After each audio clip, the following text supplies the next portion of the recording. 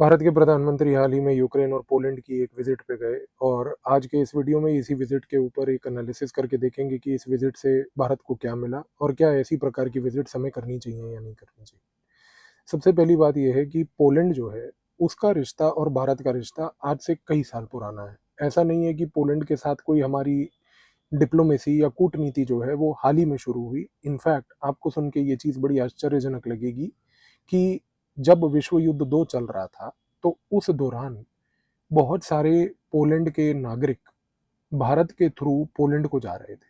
और जब वो पोलैंड को जा रहे थे और क्योंकि विश्व युद्ध 2 चल रहा था, तो उस समय भारत के अंदर जो कोल्हापुर के महाराजा थे और साथ ही में जो राजकोट के महाराजा थे, इन दोनों लोगों ने उस समय इन पोलैंड के लोगों को ये बात की सलाह दी कि आप इस समय भारत को पार करते हुए आगे कहीं और मत बढ़िए, क्योंकि आगे आपकी जान को खतरा है। और ये कोई कम लोग नहीं थे, लगभग 20 से 25,000 ऐसे पोलैंड के नागरिक थे जो उस समय भारत को पार करते हुए पोलैंड जा रहे थे। लेकिन जब उनको कोल्हापुर और साथ में राजकोट के महाराजाओं से ये सलाह मिली, तो उस सलाह का इन्होंने पालन किया और विश्व युद्ध 2 के दौरान ये सारे जितने भी पोलैंड के नागरिक थे, ये भारत में रुके। विश्व युद्ध 2 खत्म होने के बाद जब ये पोलैंड वापस लौटे, तो उस समय पोलैंड की सरकार ने भारत की सरकार का बहुत बहुत धन्यवाद किया। उन्होंने ये तक बोला कि आप लोगों ने हमारे नागरिकों को पनाह दी, उनकी जान बचाई, इसके लिए हम आपसे बहुत बहुत शुभकामनाएं और खुशी प्राप्त करते हैं। तो भारत और पोलैंड के रिश्ते उतने पुराने हैं। दूसरी बात, जब हम शीत युद्ध की बात करते हैं, तो शीत युद्ध के दौरान एक बड़ी महत्वपूर्ण चीज ये हुई कि पोलैंड सोवियत यूनियन का हिस्सा बन चुका था। सोवियत यूनियन का हिस्सा बनने के कारण से ये हुआ कि क्योंकि भारत और सोवियत के संबंध शीत युद्ध में अच्छे हुआ करते थे, तो सोवियत ने हमें पोलैंड में अपनी कूटनीति को करने के लिए एक स्पेस क्रिएट करने का मौका दिया। जब हम स्पेस की बात करते हैं, तो हमने जब पोलैंड के साथ शीत युद्ध में एंगेज किया, तो भारत को उस समय कूटनीति के लेवल पर एक चीज बड़ी महत्वपूर्ण ये पता चली कि जो पोलैंड के लोग हैं, उनमें पोएट्री का बहुत ही ज़्यादा प्रेम है। वो पोएट्री के बड़े शौकीन हैं। उस समय भारत ने एक कदम उठाते हुए जितनी भी हमारी कालिदास की पोएट्री थी और जितनी पुरानी हमारी प्राचीन लेवल पर भारत के अंदर पोएट्री हुआ करती थी, राजा तरंजनी, ये सारी पोएट्रीज को हमने पोलैंड की पोलिश लैंग्वेज में ट्रांसलेट कर कर उनको दिया। और जब उन्होंने हमारी पोएट्री पढ़ी, इस पोएट्री को पढ़ने के बाद भारत के साथ उनके संबंध पोलैंड के और गहरे हुए। लेकिन शीत युद्ध जैसे ही खत्म हुआ, शीत युद्ध खत्म होने के बाद पोलैंड ने अपने आप को सोवियत के शिकंजे से पूरा विड्रॉ करते हुए एक मार्केट इकोनॉमी में अपने आप को ट्रांसफॉर्म किया। जब उसने अपने आप में एक कैपिटलिज्म अपनाया और यूरोपियन संघ के साथ वो जुड़ने लगा, तो उस समय ये चीज हुई कि भारत ने भी इस चीज का फायदा उठाते हुए पोलैंड के साथ अपने रिश्ते बरकरार रखे। हमें ये समझ आने लगा कि पोलैंड एक बड़ा महत्वपूर्ण ईस्टर्न यूरोपियन देश है और ये ईस्टर्न यूरोपियन देश पोलैंड जो है, ये कहीं ना कहीं भारत के पूरे ईस्टर्न यूरोप के एंगेजमेंट के साथ हमें मदद करेगा। हम पोलैंड के साथ जुड़े रहे, पोलैंड के साथ हमने जब शीत युद्ध खत्म हुआ तो मार्केट लेवल पर ग्लोबलाइजेशन के रिश्ते बनाए। अब सवाल ये उठता है कि यूक्रेन, क्या हम पहली बार यूक्रेन गए? ऐसी बात नहीं है। भारत के पूर्व कई प्रधानमंत्री भी यूक्रेन जा चुके हैं, लेकिन ये यूक्रेन की जो विजिट थी, ये बड़ी महत्वपूर्ण है। इस समय आप सभी जानते हैं कि यूक्रेन और रूस के बीच में एक युद्ध चल रहा है। भारत को यूक्रेन में जाने की आवश्यकता क्या थी? बड़ी महत्वपूर्ण तरीके से आवश्यकता ये थी कि जब भारत यूक्रेन इस समय गया, तो भारत अपनी विदेश नीति में एक नया टेम्पलेट एक्सपेरिमेंट कर रहा है। इस नए टेम्पलेट का नाम है वॉर जोन डिप्लोमेसी। भारत आज की डेट में जब ये वॉर जोन डिप्लोमेसी की बात करता है, तो इस वॉर जोन डिप्लोमेसी के तहत भारत बहुत ही महत्वपूर्ण तरीके से एक ऐसा विश्व तौर पर इमेज क्रिएट करना चाहता है कि नंबर वन, वो विश्व के सामने एक हल्का प्लेयर नहीं है। वो एक ऐसा प्लेयर है जो कि विश्व के प्रॉब्लम्स में पहली बात तो इंटरेस्ट लेता है। दूसरी सबसे बड़ी बात, जब हम यूक्रेन गए, हमने यूक्रेन जाकर जब ये बात बोली कि हम ना रूस के साथ हैं ना यूक्रेन के साथ हैं, हम शांति के साथ हैं, हम पीस के साथ हैं, तो भारत ने पूरे ग्लोबल लेवल पर एक मैसेज दिया। और ये भारत की कूटनीति के लेवल पर image management point of view से एक बड़ा बहुत क्रूशल मैसेज है कि हम एक पीसफुल डिप्लोमेसी को प्रमोट करते हैं। अब आप दूसरी चीज़ को समझिए, हम जब भारत अभी हमारे प्रधानमंत्री यूक्रेन होके आए, तो हमने बहुत सारे वहाँ पर एग्रीमेंट साइन किए। ये एग्रीमेंट्स भी अगर आपने नहीं भी देखे होंगे तो मैं आपको जनरली बता देता हूँ कि ये ज़्यादातर हाई टेक्नोलॉजी के डोमेन में थे। High technology, emerging technologies, critical technologies. अब समझने की कोशिश कीजिए, ये जो सारे एग्रीमेंट्स होते हैं, ये होते हैं एक कवर। इनके पीछे एक बहुत बड़ा खेल होता है।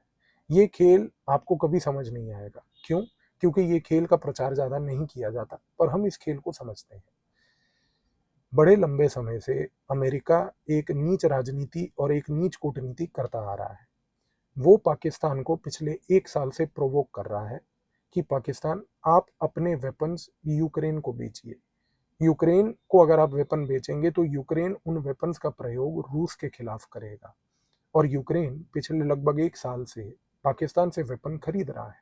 इन वेपन्स का प्रयोग करके वो इन वेपन्स को रूस के खिलाफ प्रयोग कर भी रहा है।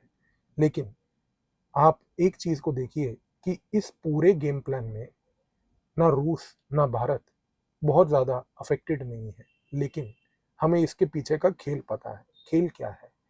पाकिस्तान कोई वेपन खुद नहीं बना रहा। आज जो भी वेपन पाकिस्तान व्यापार के तौर पर एक्सपोर्ट करके यूक्रेन को दे रहा है, ये सारे के सारे वेपन्स और कुछ नहीं बल्कि चीनी वेपन्स हैं।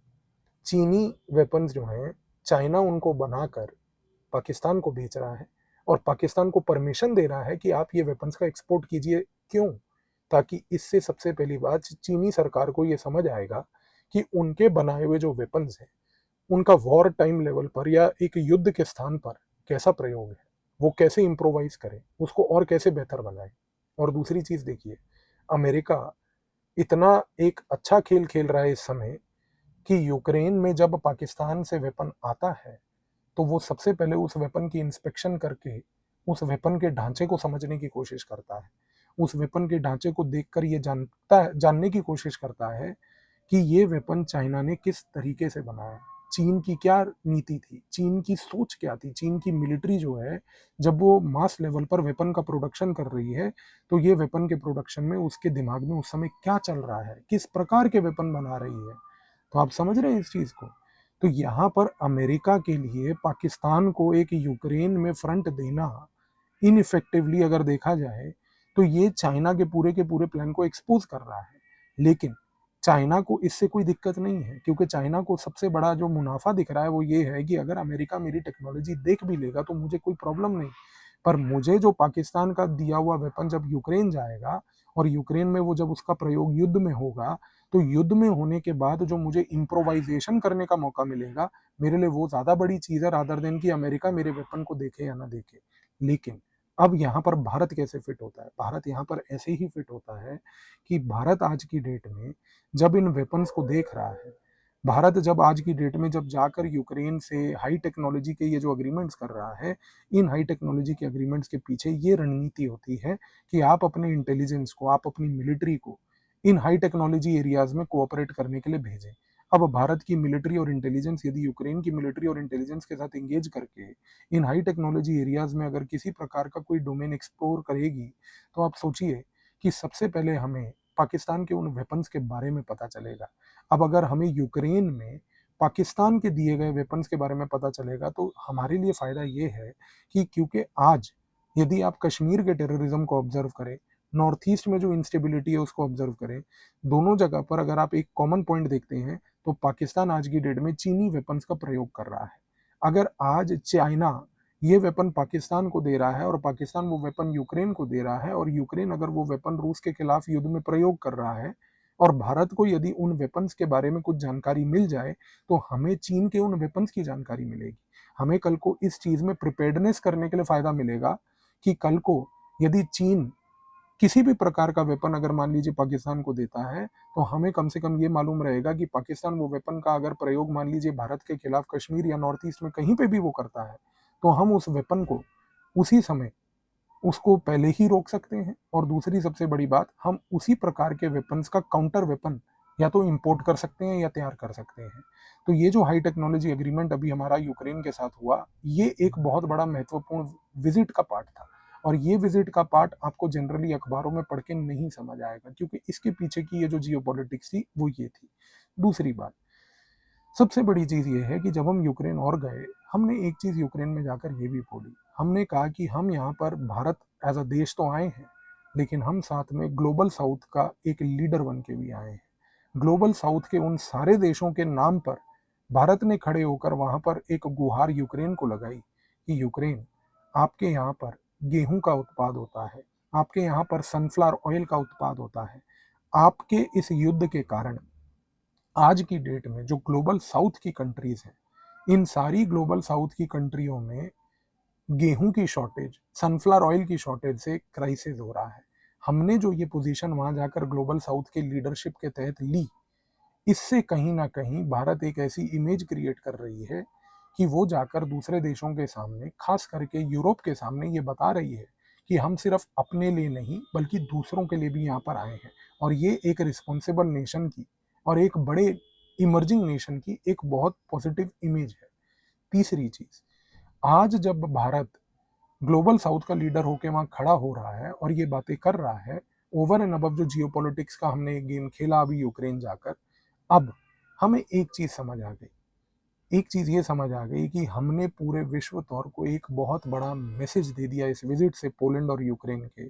और वो मैसेज ये था कि भारत अब एक इमर्जिंग कंट्री है, एक राइजिंग पावर है, और ये जो राइजिंग पावर है इसके ग्लोबल एम्बिशन है। एक ग्लोबल एम्बिशन ऐसे हैं कि जिन ग्लोबल एम्बिशंस के तहत हम लॉन्ग रन में एक ग्लोबल पावर बनना चाहते हैं। और जब आप एक ग्लोबल एम्बिशन, ग्लोबल पावर का रखते हैं, तो उस समय एक चीज़ बड़ी महत्वपूर्ण ये होती है कि आप ग्लोबल रिस्पॉन्सिबिलिटीज़ लें।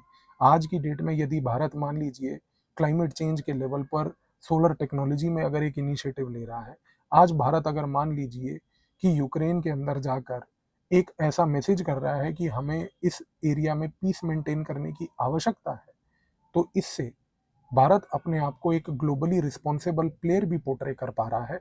और ये कह पा रहा है कि ये जो ग्लोबल रिस्पॉन्सिबिलिटी है, ये कहीं ना कहीं लॉन्ग रन में हमारे ग्लोबल पावर स्टेटस को सपोर्ट और स्ट्रेंथन करती है।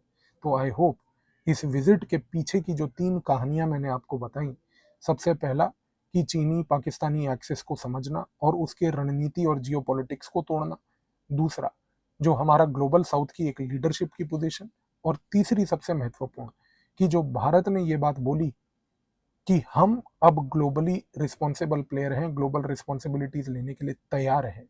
ये तीनों चीजें हमने इस विजिट से अचीव करी। आई होप कि इस वीडियो के बाद आपको इस पूरी विजिट के पीछे का जो खेल था वो अब समझ आ गया होगा। धन्यवाद।